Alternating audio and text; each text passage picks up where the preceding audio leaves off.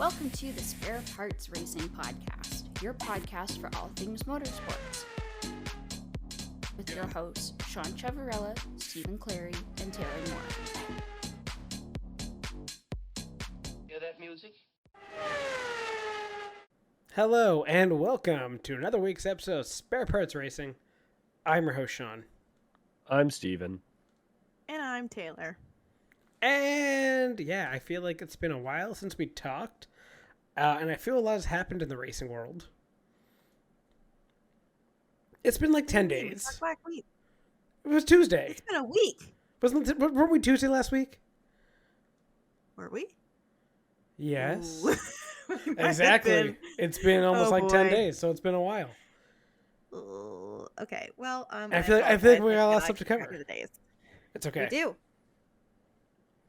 Because I feel like there was some news that happened last week after we were done, like in the week, but in the moment I can't remember it. Steve, I'm sure you have a list. I don't even know if that whatever you're talking about made my list. Okay, well, I'll see if it comes to me.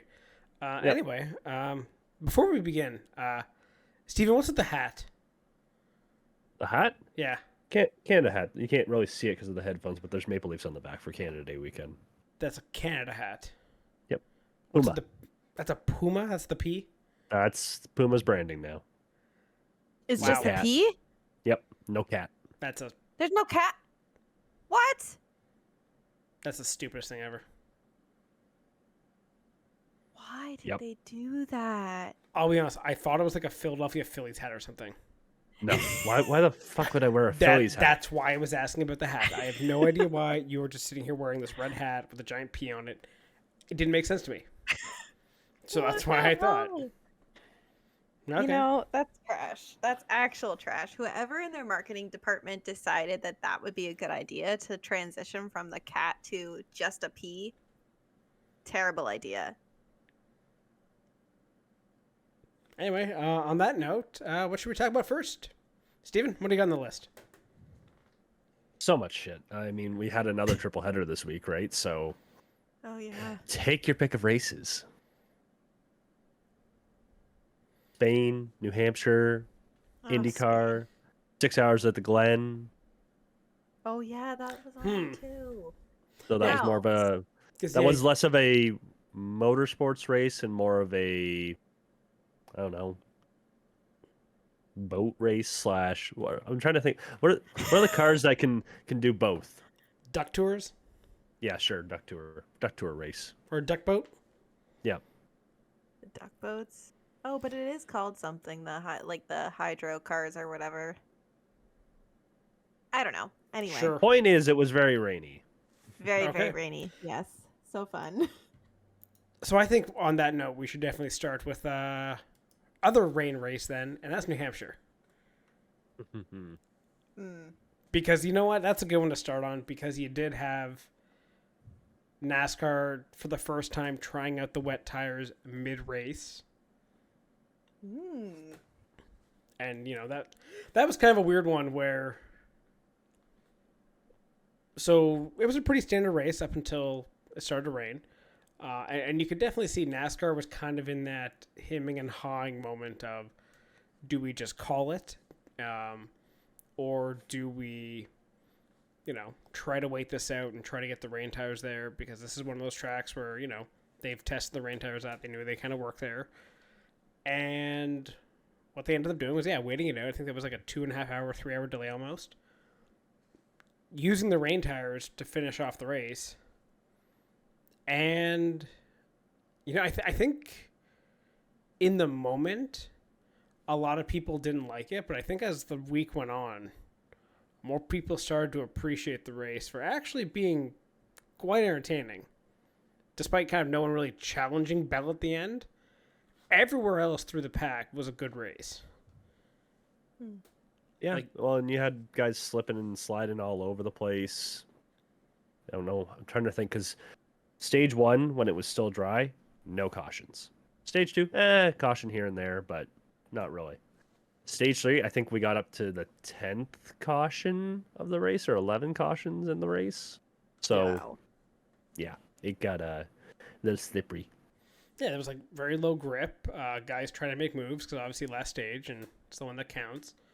Yeah. And you also had this weird thing happen at the end where the entire track was usable or not usable. There was no defined line. There was go out there and try to find where your car would stick. And like it's hilarious. I don't know if you saw any of the photos, Taylor, or like video from like I think a couple of the turns. The cars are just everywhere. It's all over the place. And it's like, wow, this looks awesome. You know, I feel like now my strategy for NASCAR is like been wrong because I'll always start out watching the race and I made it through all of stage 1 and then I turned it off because I was puttering around and I was doing something and I'm like I gotta stay or at least like tune in to stage 3 because that's where all the stuff happens. But 2 onwards is where you gotta go. Video. Like, yeah, 2 onwards. If you don't have time for NASCAR and it is difficult to watch, I will recommend watching the last half of stage 2 and stage 3. Because yes, stage 1 is just feeling it out, right? It's just getting into the groove of things. Guys are trying to figure out their cars. Because if you think about it, the big thing in NASCAR is car adjustments. The guys who win the races, like it's not about you have the best car, you show up, you go from pole, you go flag to flag, and you win. NASCAR now is all about like you don't get practice, you don't get really any qualifying time to like make a setup. It is you run out there, and it's all about the adjustments you can make throughout the race, and which team works the best at it. Whether it's basically like your crew doing it fast to get you out in a good pit stop, you relaying the information to your crew chief to basically make the adjustments that are needed. All these things going together, and it really is a good team sport. No one ever talks about this though. So, fun thing with like this New Hampshire one though, it really did take the team element out of it, and it was just who has a good car at this moment. And the answer was Christopher Bell. And yay! And also the Stewart Haas guys, because they were nowhere to start this race. For some reason, their cars worked in the rain, and they went through the field too. It wasn't like guys wrecked out; like they were actually making moves. They got their way up there. I can't remember where they all finished, but yeah, it was Briscoe 2, Barry 3, Reese 11, Gilliland 12. Yeah. So anyway, that was fun. Personally, I hated that they didn't call the race, but that's just my opinion. Well, because how long did they sit around for? 2 hours? No, I had money on Riddick, who was leading at the time. That's what. So, I see. Of course, it always comes back to gambling. Exactly. So yeah, I was like, yes, call it. Fuck. And then he sucked in the rain too, so it was totally irrelevant. I was like, Well, okay, you say he sucked. He still finished 6th. So. Okay. He fair. sucks in the rain, but finishes 6th. But sucked in the sense that, like, again, and this is the whole field, sucked because no one could challenge Bell. Okay. He was clear and away going to win this race. Even on the restarts, it was like he would get in the first corner and no one would be near him. Yeah, well, he also seemed to, I know you said that there wasn't really a line, but he seemed to find something that worked for him right away because he just took that high line. Like, he was basically making it like a 5 wide through the corner on every restart. And just made it work the entire time. Went right up to the wall, didn't have any fear of like losing grip. Just stayed right up there, came all the way around, and would just rip down the next straight.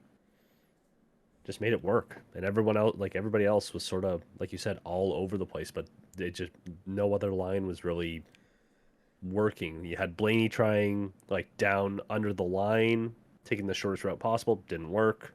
Everybody else was somewhere in between those two, just nothing. Yeah. I mean, it looked fun. It looked cool. Mm-hmm. I know there is some talk now about letting teams decide when to put reins and slicks on and not have it be a NASCAR decision. I believe that'll be a future like eventually we'll get to once we've gone through this a few times. Yeah.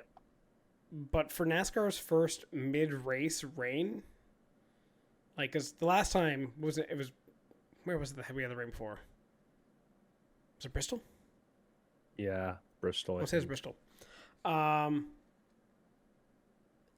then when we had the rain, it was the beginning of the race. So you start on the rain, and it kind of dried out as it went. No problem. This one, dry race, starts to rain. Okay, now teams have to figure it out to finish. And kind of definitely mix it up. Like, without it, the race probably would have been a lot more boring than it would have. So. Yeah, because even towards the end, when it started to dry out a little bit, it would be interesting to see, like, if it shifted, like, 40, let's say 40 laps. That seems like a half decent number. If you shift the rain up 40 laps, and all of a sudden give some guys that are, like, in the middle of the pack the option to go on a dry tire, just see what happens, that'd be fun. I mean, we already see it happen in F1, and it really mixes the field up. So, but yeah, the consequences though of the rain was that NBC decided to be a little petty, and they just a little bit, because it was supposed to be a doubleheader going from, I think, USA Network, the NASCAR race, into the IndyCar race following it.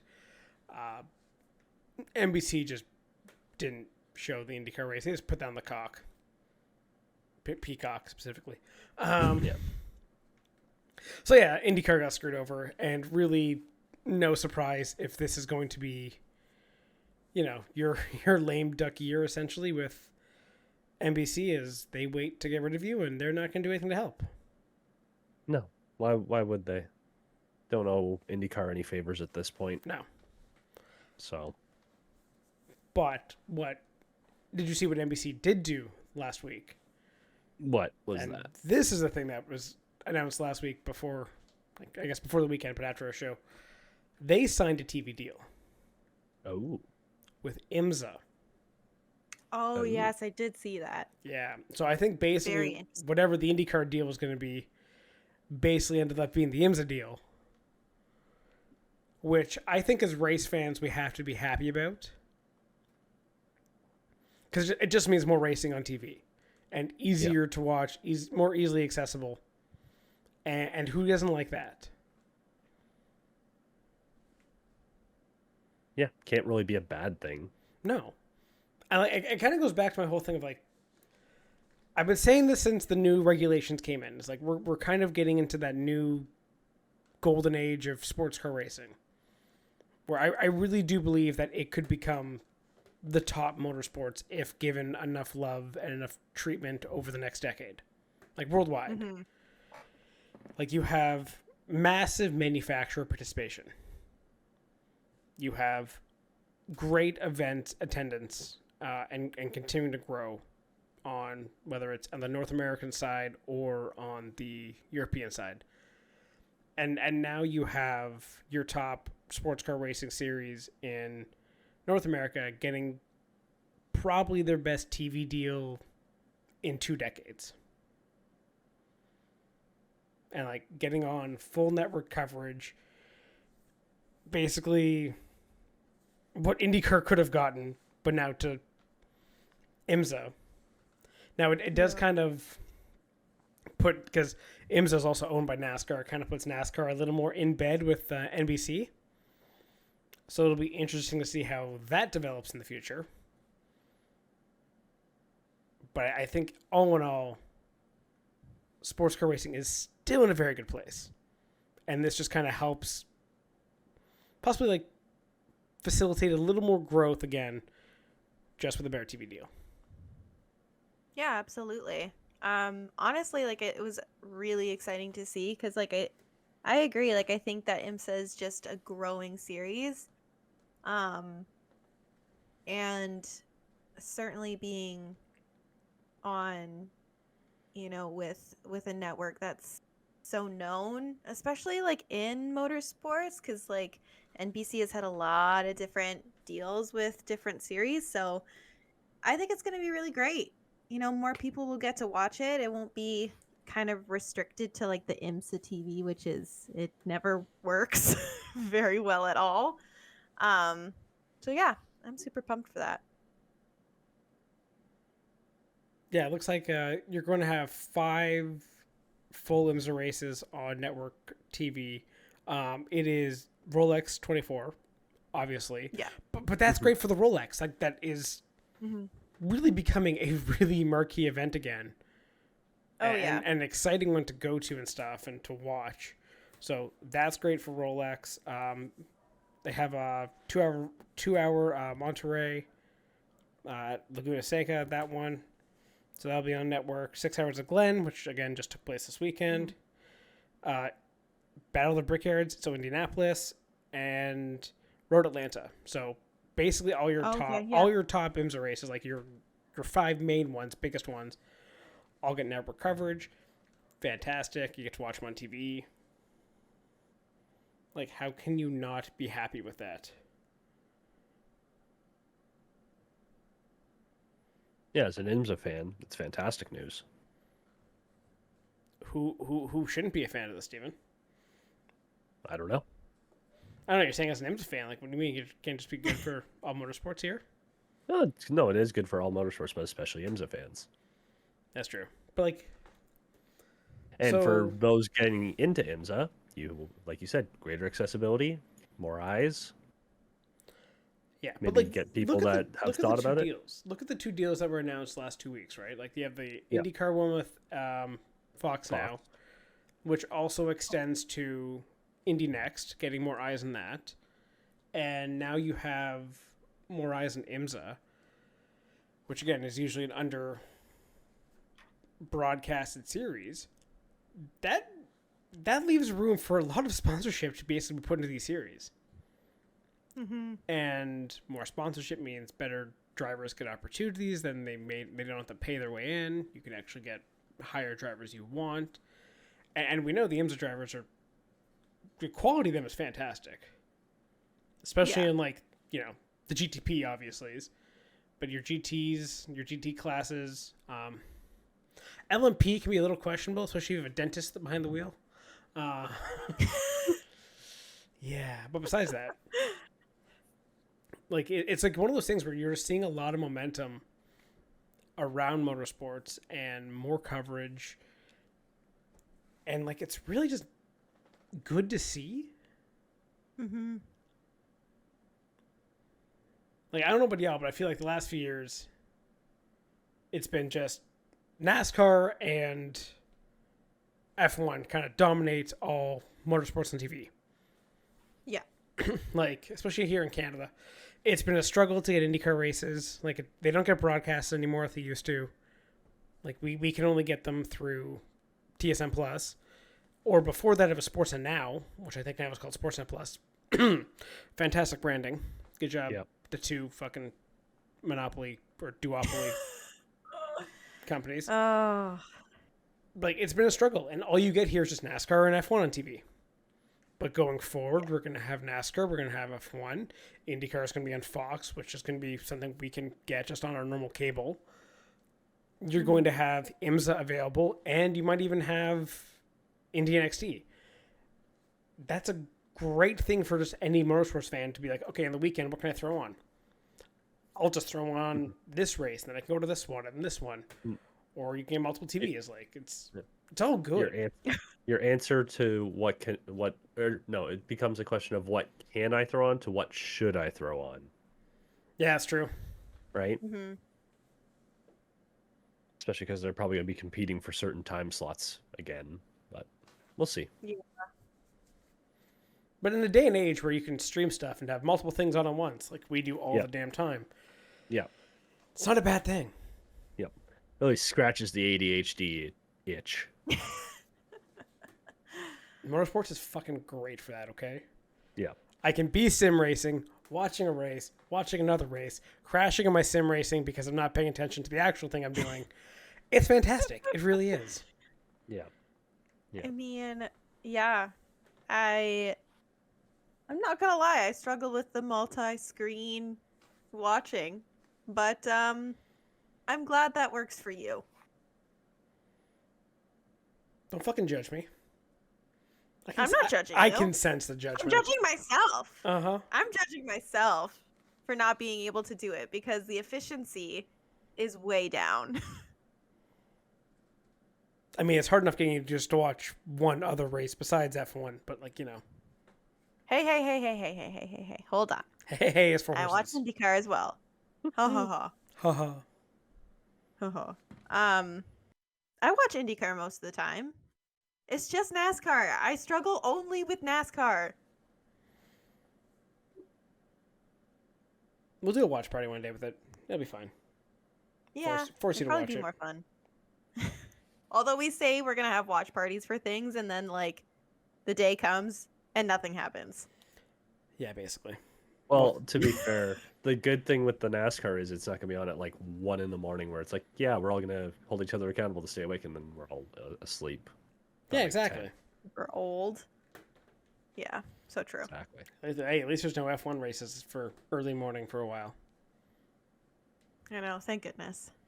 Exactly. But yeah. So I was gonna say quickly because you talked about the different engine manufacturers coming in. We actually also got news on that today because Honda has partnered with Meyer Shank for 2 entries. Yeah, they went fucking crawling back to them. Yep. And Wayne Taylor. No, sorry. Yeah, Meyer Shank went back to Acura. And Wayne Taylor is going back to Cadillac. Yep. But yeah.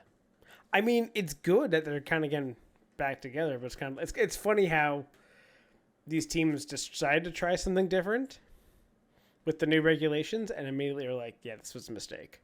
Yep. Let's go back to the ones that knew us best. Yep. And hope for the best. Yeah, and I think there's still talk of like other manufacturers joining IMSA too. I'm trying to think who it was.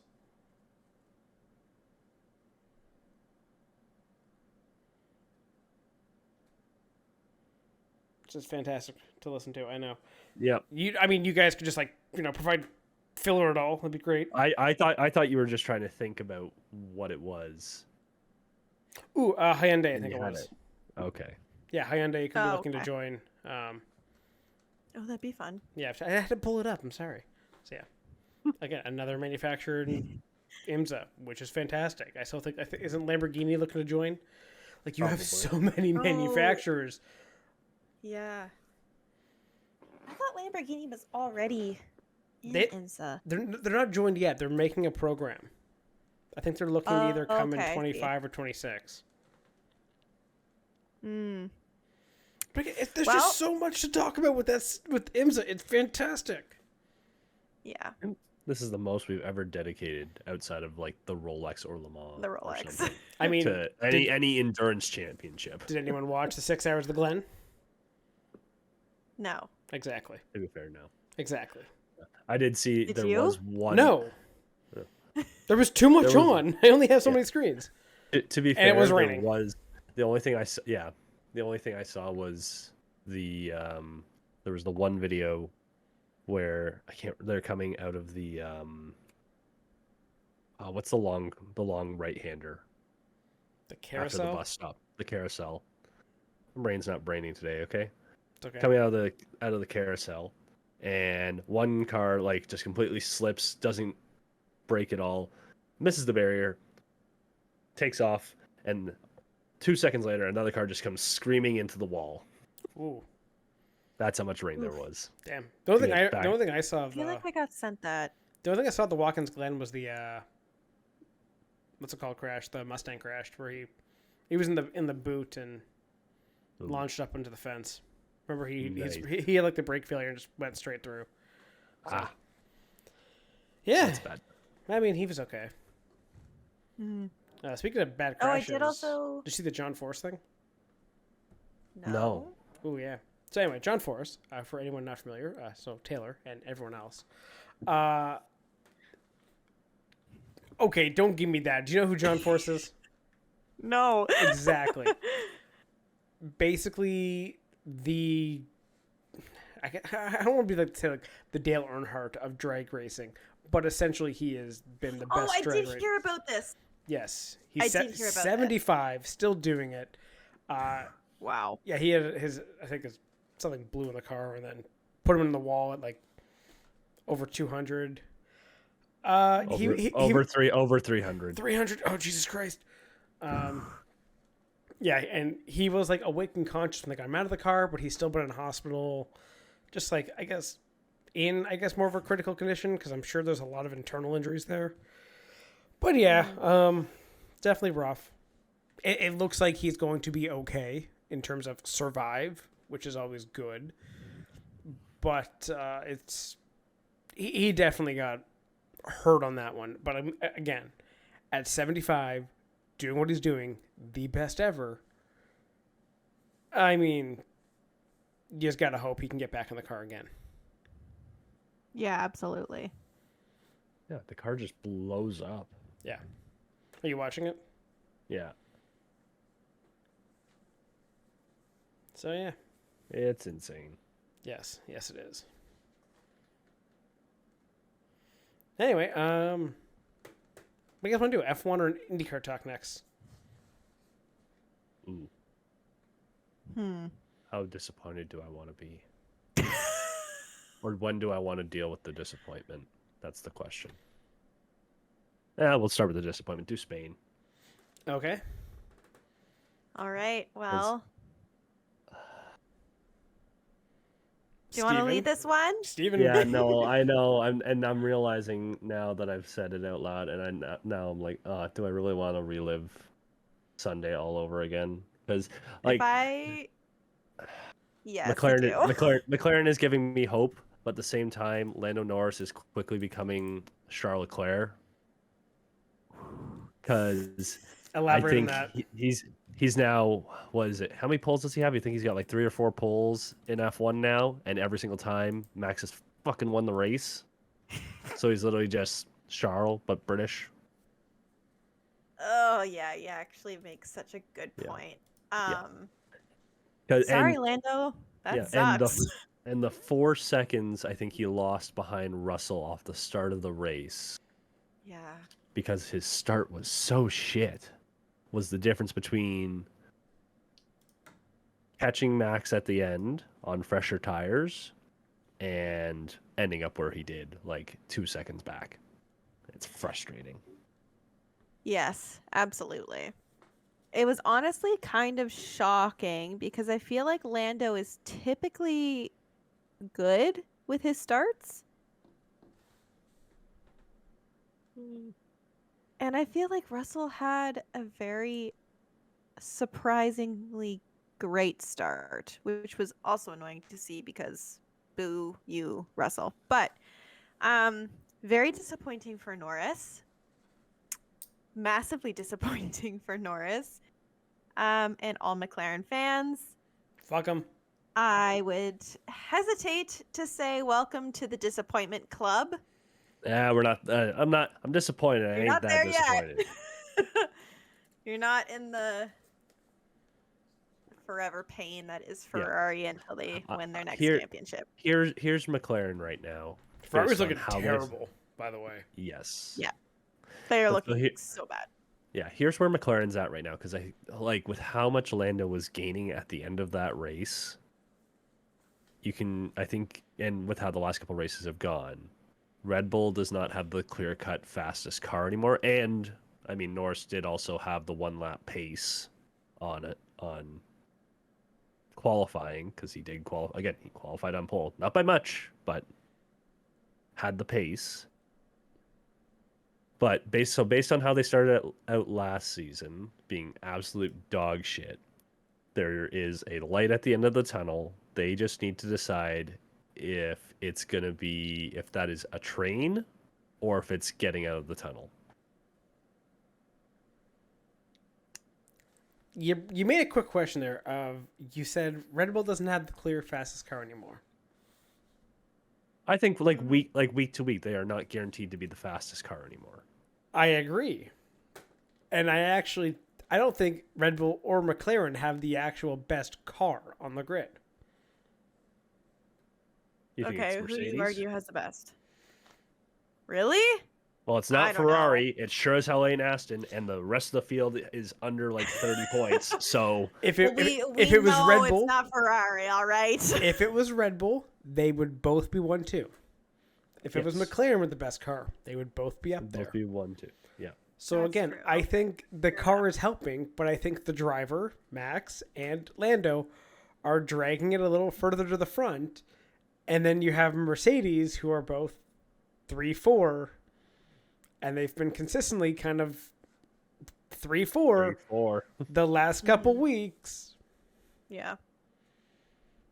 And fighting. Like they're actively fighting not only for podiums, but for wins, which I don't think any of us would have predicted at the beginning of the season. I am fascinated at the constructors right now. Yeah. Mm-hmm. So It's so exciting. Okay, but like, who do you think's going to win the constructors? I don't know. I actually, at this point in the season, have no idea who's going to win the constructors because I actually think it could be any of the top 4 teams. Yes. Now, granted, how many points behind Red Bull is Mercedes? 150 something, 180. Yeah, 180. So, I mean, like, that's going to be a lot of ground to make up. McLaren Ferrari, it's, what, 60 and 100 points? Yep. Hmm. A couple wins here and there, a couple DNFs here and there. Checo's still struggling. Yep. If Max Yeah. DNFs and Checo doesn't score in the top 6, there's a problem. Yeah. Mm-hmm. Mm-hmm. I have so many questions about what has gone wrong in their development. So Nui is currently on gardening leave, right? Like he's already left the team. Yep. So are we seeing the effects of that already? I think we are, because like the development of the car is not the same. Nope. So there's just so many different questions. But honestly, and at Ferrari, I have no hope. So I kind of think McLaren has a good shot, just based on the way that their car is trending upwards. They've got really good pace.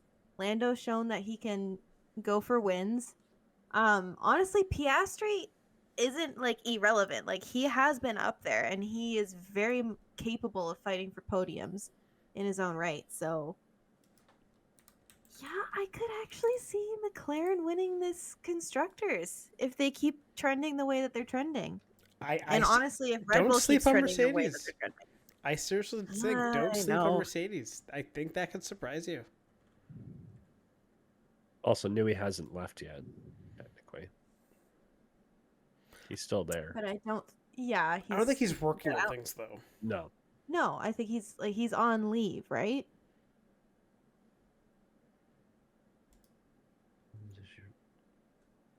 I will nod and say yes. 'Cause I Well, do not know. sure. I feel like I read somewhere saying that he's like officially on gardening leave or something like that. Whatever gardening leave is. You go sit in the garden and just make whatever money left is because he's contracted till the end of the year, right? So either way, I think it's gonna be a very interesting week also for Austria. yes. Like- Mhm. I think Austria is also where you start to see some of the cracks in Perez. If you remember, he did not get out of Q2 last year. He started that race in 15th. Ooh. So if he struggles around there in qualifying, then no, yeah, he did finish the race in third. But you know, if he struggles in qualifying, and all the top teams have been that much better, again, this is where Red Bull needs him to step up for them to guarantee the constructors. And if Max has any issues, it's just straight losing points. Yep. Fingers crossed. I want to see Red Bull lose their home race. That would be fun. That would make things really interesting. Because when's the last time they lost their home race? That's a very good question. Yeah, It's definitely been a few years. I think so. Pulling it up now.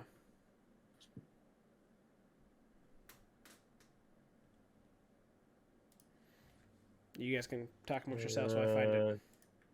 So 2020 Hamilton did win because there was 2 races that year. He won one of them. So 2020 is probably the answer. That's a while ago. Oh no, 2022. Okay, Leclerc won in 2022. Oh wait, no. Is that what it is? Yeah, Leclerc won it in 2022. Oh, okay. So that's not that bad. Yeah, but before that, you've had 2018 Max won, 2019 Max won, 2020 Bottas won. At least one of them. 2021 Max. Don't forget Leclerc, there was Max. 2 races, so the Mercedes probably split it. Yeah. Right. Yeah, if you... Max has always been strong here. If you can beat Max at the Red Bull Ring, you might have found a crack in the Red Bull. Yeah, so I did confirm. So Adrian Newey left immediately on garden leave, so he is no longer in his role. He's still technically contracted until the end of next year, but he's not actually like working actively in Red Bull. So Okay.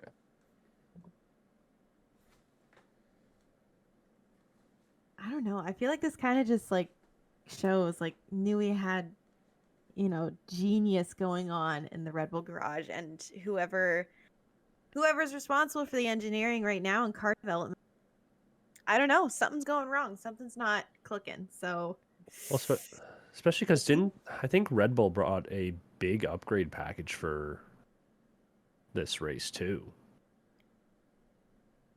I think so, and it was not that much of an upgrade. But at the same time, to be fair, there's so many instances of a team bringing a big upgrade package. It doesn't work for the first race, but then 2 races later, it's like, holy shit, where did this come from? They didn't bring any upgrades. You do have to figure out the setups with the upgrades, right? Like setup changes will have to be made, and a lot of sim work goes into that. Yep. So. And sim work is only sim work. It's still partial theory. Yeah. It's also track dependent too, right? Like maybe Spain isn't necessarily where the upgrade package would do its best, but Austria, we could see a totally different Red Bull. We don't know. Exactly. I would like to see a different Ferrari that actually is challenging instead of whatever they are doing right now. I don't know what they're doing. Just clowns. Fighting each other.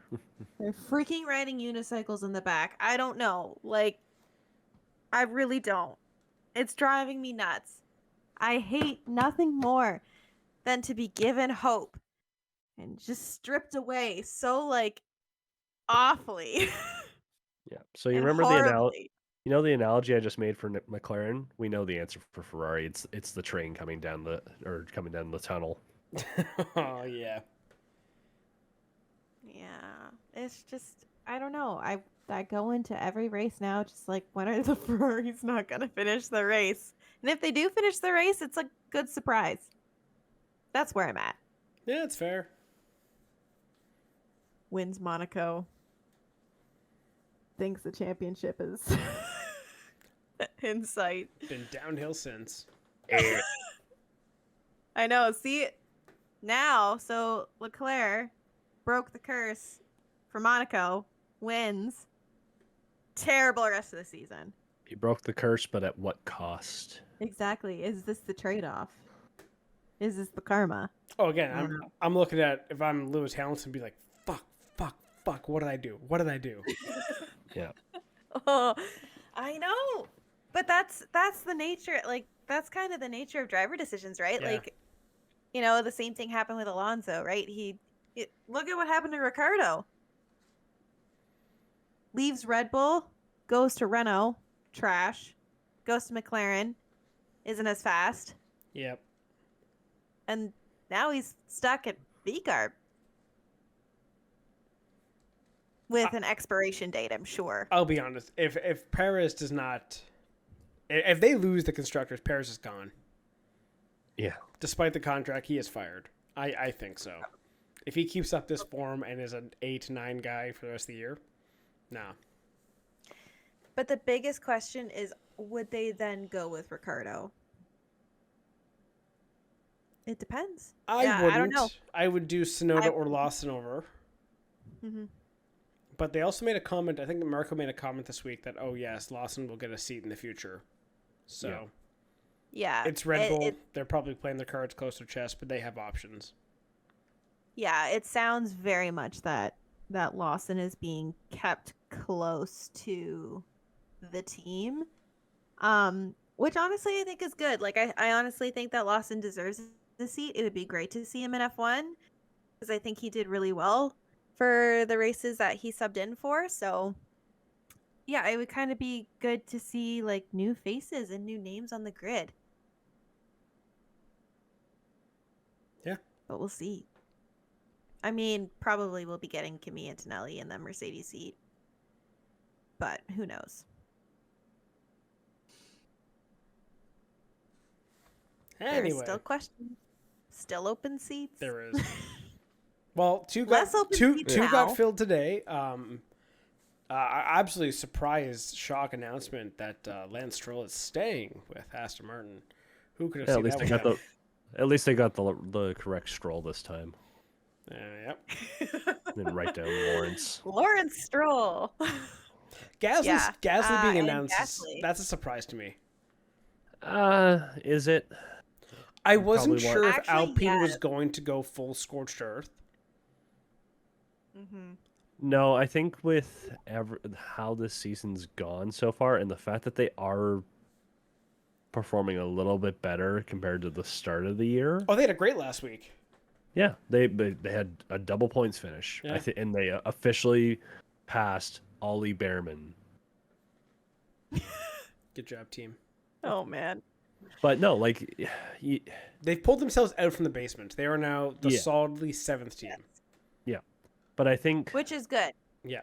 With how rough this year has been, you want to have some stability, and you don't want to go into silly season with both your seats empty and look at the driver market and say, who can we get realistically? Yeah. Because I don't know if there's necessarily a ton of drivers that would be like, yay, let's go to the Alpine that's finishing like dog shit. Well, apparently they're going after what is it? Sainz now too. They've put an offer towards him. Yeah, so that's what Williams, Sauber, yeah, and now Alpine. Yeah. So, but I think he's going to Alpine. It seems like it's pretty close. That would be the safer option, I feel. Yeah. Well, so I don't know if you guys follow what's his name, Kim Illman, who's a F1 photographer. When he showed up to Spain, he's like, "That's odd. Netflix brought an extra crew," and he's like, "Why are you guys here today?" For the announcement. What announcement? Not sure. We're just here to film something. Okay. Interesting. Yep. So I think he's pretty close for Williams, if that's a true thing that a Netflix group might have just leaked out there, which would not be surprising at all. Oh, speaking of leaks, that was the other thing that happened last week. What's that? The Christopher Bell thing? Yes. Oh, Yes. That was the funniest that video thing. was so funny. yeah. Oh, His it'll be face great to see. immediately after he's like, It'll be great to see Chase. It'd Be great to see Chase in the 19, which is another thing we didn't talk about. Fucking Truex retiring. Oh yeah. Oh, Well, yeah. Well, I mean, it's about Why? time. Yeah. To be fair, he has getting up there in age, and I think we all kind of saw that coming. But yeah, and then Christopher Bell in the interview goes, when Chase had joined the team, as Steven just referenced, he realized he fucked up immediately. Yeah. And I don't even know what to say. But the drivers reacting to it and like making fun. Did you also see like the Joe Gibbs like different media things they put out? No. Oh, they did some hilarious ones. Their social team was fantastic on this. But like it just shows like these are the way better ways to actually make driver announcements. Yeah. Because you get way more fan interaction and way more clicks and everything doing it this way. Yeah. But, did you see like the official announcement for Chase Briscoe? No, I don't think so. What was that one? So at the press conference where they were announcing that he was going to be in the 19 car, I didn't watch the conference. They got Christopher Bell. Oh, did they? They got Christopher Bell to actually like do the announcement because like nice. That's he funny. basically already announced it. That's amazing. It was really good. I was like that. Good. He was like, now I can actually say. That's fun. That's hilarious. That's a great way to just own the fact that you just blew that. But they did a little video where it was like Joe Gibbs like boss Joe Gibbs at a table like talking with different guys for like I think an interview and stuff, like trying to find like your next driver. And the last one is like him and like Christopher Bell, and Bell's like, yeah, you remember that thing you told me not to mention? And that's how it ends. Which again is just fantastic how they did that. Oh. That is too funny. Oh, that's good. That's really good marketing. Well done. They also had like I think Terry Labonte in there too, being like, "Well, I drove for you in the past, so I can still do it. Come on, give me a chance." That's funny. Yeah, it was a fantastic video, and like again, you have the whoops fuck up announcement, then the pre-announcement, which was a hilarious video, and then the actual thing of again, Bell announcing it. Like, great way to own that mistake. Yeah, I think even their tweet to say it, their first line was, "It's official." That's. I mean, it's a lot better than the old ones a couple years ago, where it was, "Without my knowledge, they have announced." Yeah. Oh man. The summer of I will 2022 not be driving. was something. That was hilarious. Like again, it happened like twice. Yeah. Oh, in like a month. Oh. Thanks, McLaren. God. Okay. Was there anything else we wanted to do for F1? Actually, sorry. This is the other thing with Alpine being a tire fire. Apparently, they're also going to ditch Renault. Oh yeah, I did hear about that. I'm like, interesting. As a manufacturer, so Renault again, itself is giving up. Basically, like they're going to be like a customer team again for one of the other teams. Interesting. So like Renault is just getting completely out of the power unit. Oh yeah, wasn't that like for 2026? They're just going to bail out of it. Yeah, basically. Okay. So, hey F1, if you want to get another engine supplier in, I know some guys that might have one. But GM? Yeah, Apparently GM's working on it. They could easily go in. I think they just need a team, maybe. Yeah. Hopefully we can find a way to get a team on the grid. Well, we tried everything. Yep. Speaking of engines, do you know what's important about this week in IndyCar? Yes. Well, or this also week, important week. about last week. Yeah. Well, and it's technically not this week; it's next week for that one. But they're switching to the hybrids. Yes. Right. Yes. Or last week was the last non-hybrid race ever in IndyCar. Yep. And we get the second one right in front of our faces. That should be fun. Yes. But yeah, going back to IndyCar and at Laguna Seca, we were all correct in that race. Well, at least me and Steven were when we did our predictions. We didn't even hesitate. We're like, Pillow, he has this in the bag. Well. When you actually go through all the winners this week, it's like there was no surprises. No, but it was just how we got there was surprising. Yeah, Max winning, not surprising at all. Like Bell winning on the short track. He won't. Well, I was gonna say he won't win all of them, but yeah, Bell won the Xfinity race and the NASCAR, the Cup race, and I'm pretty sure he won the Cup race last year here. And he won social media. Yeah. Yep. So he was just cleaning Winner up. all around. And then, yeah, Palou just pole, win, see you later. That was the easiest bet to make all weekend. Yeah. It was $5 on Palou. I'm like, yeah. Yeah. Like, the only you know how you make fun of me that I split my bets and like bet on multiple guys? Yeah. Didn't. It was just straight $5 Palou. Good for you. I'm proud of you. It's all you. It was that guaranteed. What were the odds on it? Like plus 200? 300. Nah, that's about as close as you can get to 0. But yeah, that's a pretty good odds for a pretty guaranteed win. Yeah. So. Yeah. And like we even were talking like, well, we thought at one point in the race they gifted the win to Joseph Newgarden because he got a free pit stop. He was on fresh tires right behind Palou. It was the Couldn't Armstrong. do anything.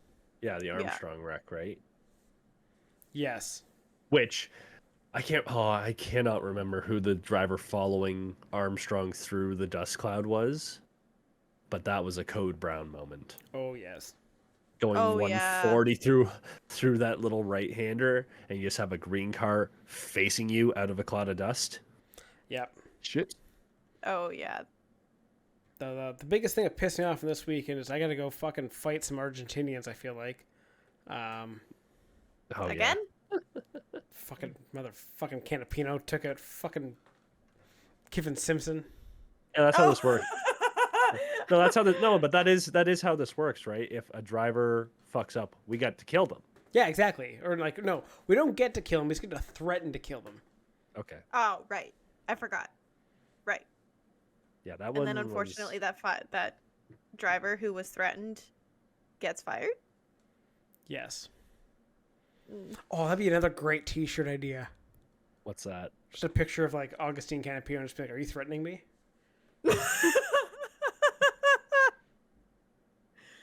Oh my gosh, you have some really. I gotta make some of these You T-shirts. do. You really do. Yeah.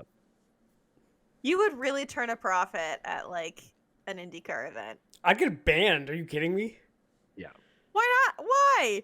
Again, Under the table. I walk by Chip Ganassi with a Chip Ganassi dog walking service T-shirt. I am getting jumped, and I think bloodied. Well, to be fair, he shoved in a could not have dumpster. run over the dog. Shoved in a dumpster? I don't know. Yep.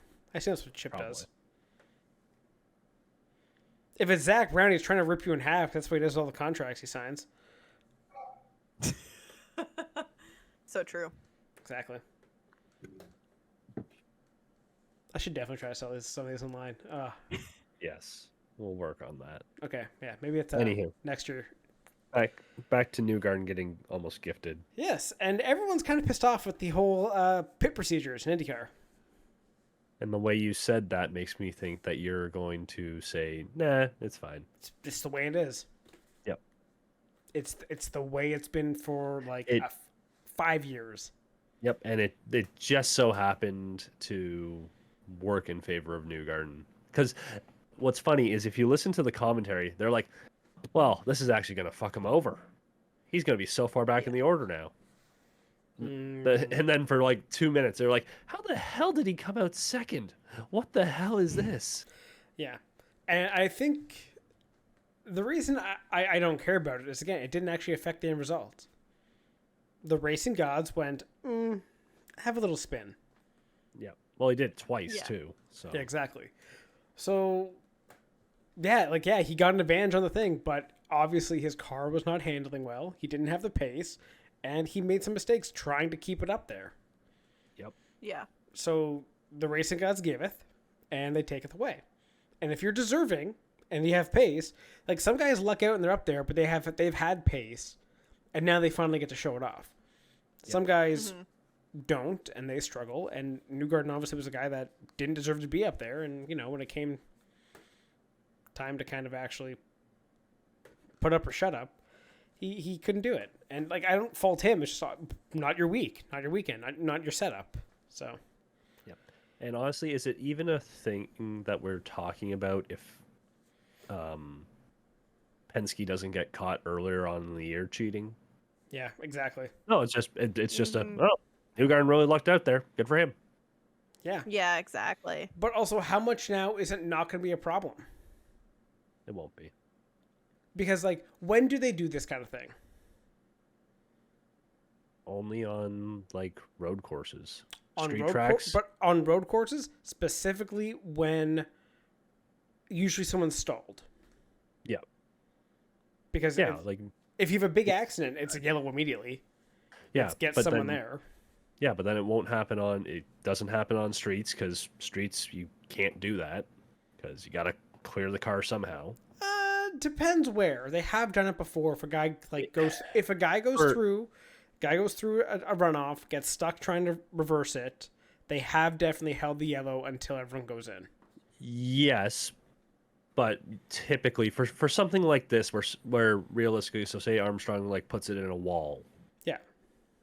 that wouldn't be the case, right? Like Agreed. I'm not talking about someone just overshooting a runoff. But that's my point, though. With the new hybrids coming in, the cars can auto start. Yeah. You're not gonna fair. not gonna have this issue anymore, or they're gonna hold the pits unless it's a big wreck. And if you're holding it for a wreck out there, people will lose their mind because that's dangerous shit. Yeah. Yeah. So again, it's people getting upset at this rule change. It's not going to be a problem anymore. Yeah. Because the car will just keep going. Magical. You gotta think. Think, Steven. Think. Yeah. Other performances to note: Colton Herta didn't choke, finished second. Yep. Wow. Just sort of him and Rossi just sort of got unlucky, like with how the Pit stops. the pit stops Rossi and also specifically. Rossi looked like he could have been second. Yeah. Oh. Yeah, but like just having to be so heavy fuel safe. I was surprised that even after all the yellows, they didn't save enough fuel because Herta was sitting on so much push to pass, and he just couldn't use it because I think he would have run out by the end of the race. But yeah, that is what it is. Grosjean, fourth. What the hell? Yeah. Yeah, Best result for Juncos. Juncos, yep. Yankos, yeah. Kirkwood, Oh, decent race, finished fifth. Dixon Power 6-7, again, always there. They didn't even look that threatening this race, but again, they finished 6th, 7th. Good for stuff like that. So that's good. Yeah. I was gonna say my other notable finish was Nolan Siegel in his first race, finishing 12th after not really wrecking, but spinning out on like lap 35, I want to say, somewhere in there. Yep. He was way down the order. David Malukas also 16th in his first race back. Yeah. Oh, yeah. Well, you forgot about that point too. Yeah, a lot of people had some good races. Ray Hall may have hurt his hand also in that crash with Simpson. Ooh. I don't know Well, if you yeah, saw that was. I mean that's unfortunate because he just had nowhere to go after Kiffin's tire went. Yeah. Kiffin gets puncture, spins right in front of him, nowhere to go, and then smacks a wall. Yeah. So, not a good one for him. No. But yeah. No. But yeah, so Anything else? Yeah. I don't really know what else to add for the IndyCar stuff. Just just one of those races. Pretty good. We get to finally get the what's it called next race, the hybrid. So look forward to that. Yep.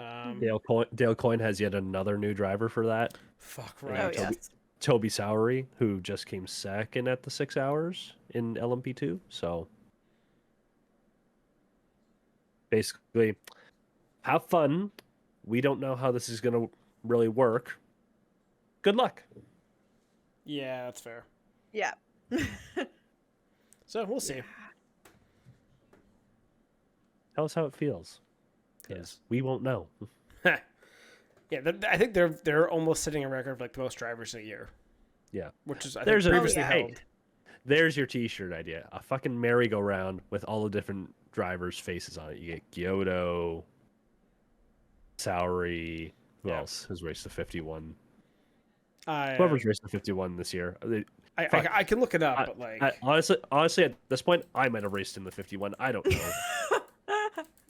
I've seen you do iRacing. Yeah, You're who definitely knows? not getting in There's that car. so many. Yeah. It is fun looking at like the if you look at IndyCar on Wikipedia, right? It has all the drivers for the car for the year. Yep. Holy shit. And just says what races they've done. So it's 6 different drivers and also has TBA. I'm sorry. That's hilarious. TBA. Oh, that's funny. Yeah, you had Colin Braun, Nolan Siegel, Luca Giotto, Catherine Legg, Tristan Vautier, and Toby Sauer will be the next one. Oh, good lord. Okay, are you just on the wiki page? Look at the driver changes section. That is massive. Holy shit, what a season. Oh my god. Most of the Wikipedia page for the season's driver changes. Holy shit. Yep. The mid-season one is fucking massive. This is hilarious. Catherine Legg will drive the number 51 at the Indianapolis 500. Nolan Siegel will switch from 18 to 51 at Long Beach. And Jack Harvey would race the 18 at Long Beach, extending his program in that entry to 15 races. Luca Giotto will drive the 51. Tristan Vautier will drive the 51. Toby Sauer will drive the 51. Oh, that's hilarious. Yeah, anyway, next week, not this weekend, but next weekend for IndyCar, it's going to be the midway point of the season. Wow. That was fast. It comes so quickly. Dude, it's the end of June. Yeah. I know. Oh. We're going to have a fun July. Oh, it's going to be a great July. Exactly. We got IMSA, we got Toronto. It's going to be great. It's going to be fantastic. Very fun. Does anyone have anything else to add before we're done? No, I think we've gone through enough. That's fair. I do want to show this off just for Taylor. I got it. Yay! Where did you get it, Sean? I have a fantastic wife. There you go. Yes. Yes, you do. Yeah, she sent me a picture when she got it, and I was like, yay! Sean's going to have so much fun. Yes. It's a great build. Yeah, and my parents already threatened to give it to my nephews and the grandchildren. I'm like, if they touch it, they die. Yeah. I'm going to make sure they do not see that at all. I would say you could just put it up on a shelf, but I think those kids can probably reach the same shelf as you. So I'll come help you at some point. You're an asshole, but yes, thank you. Thank you for recognizing I am also short. Yes. Just anyway, keep it out of sight. Exactly. On that fantastic note, give us a like, give a subscribe, all the good things, and we'll be back next week. Thank you and goodbye. Thank you for tuning in to the Spare Parts Racing podcast. Remember to subscribe so you don't miss an episode, and follow the show on Twitter at Spare Parts Racing. That's Spare Parts RACIN, and on TikTok at Spare Parts Pod. Follow the hosts at Sean Chavarella, at Stephen Clary, and at Tay Moore.